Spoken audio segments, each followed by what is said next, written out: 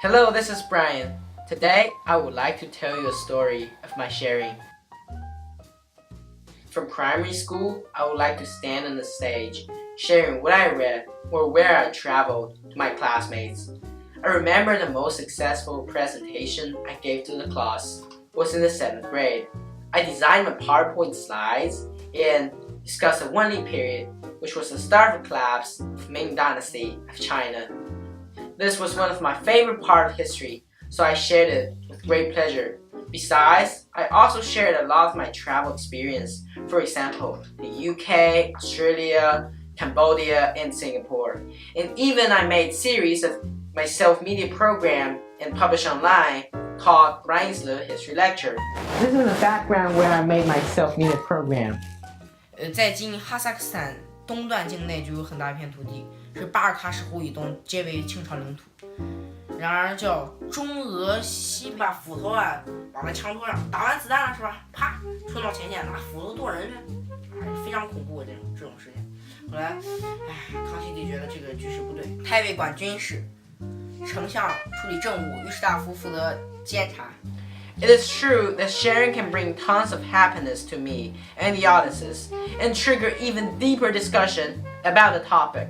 But more importantly, I believe, is that sharing can enhance my preciseness of acquiring knowledge. If I talk to my parents about a history event, I may not require myself to investigate very strictly, just say what I think, because it's just a family discussion and I won't worry if I make mistakes. However, if I share a story or an attitude to many audiences, I will worry about the audience challenging me. Therefore, I have to make enough preparation before and try to make sure that every single word I say should be based on reliable evidence. As a result, I developed a habit that whenever I read a book or listen to a speech of other people talking about their views, I will always think about if their views make sense and present my own one. For instance, there is a Chinese famous history teacher named Mr. Yuan. In his self-media program, he said China should have won in the Opium War.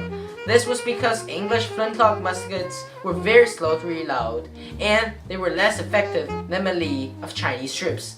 While the Chinese troops stationed in Nanjing were not strong enough to fight, but the Sichuan Northeast troops, with the strongest combat capability, were too far to arrive in Nanjing due to the ineffective transportation. However, I strongly disagree with this proposal. Although muskets reloaded very slowly, the line and square infantry could solve this problem and cause considerable killing since Napoleonic era. And in fact, the so-called principal force of China was lack of combat capability.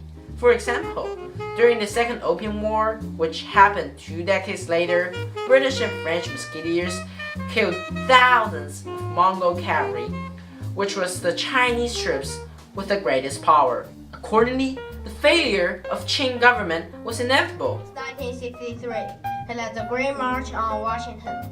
I have a dream that one day on the red hills of Georgia, the songs of former slaves and the songs of former slave owners.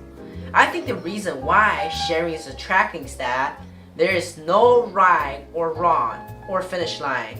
We share our views with each other, and then we get knowledge from each other as well. This is a very unique and meaningful procedure of study, and I will keep on sharing in the future. I hope Brian could have more opportunities to share in American school.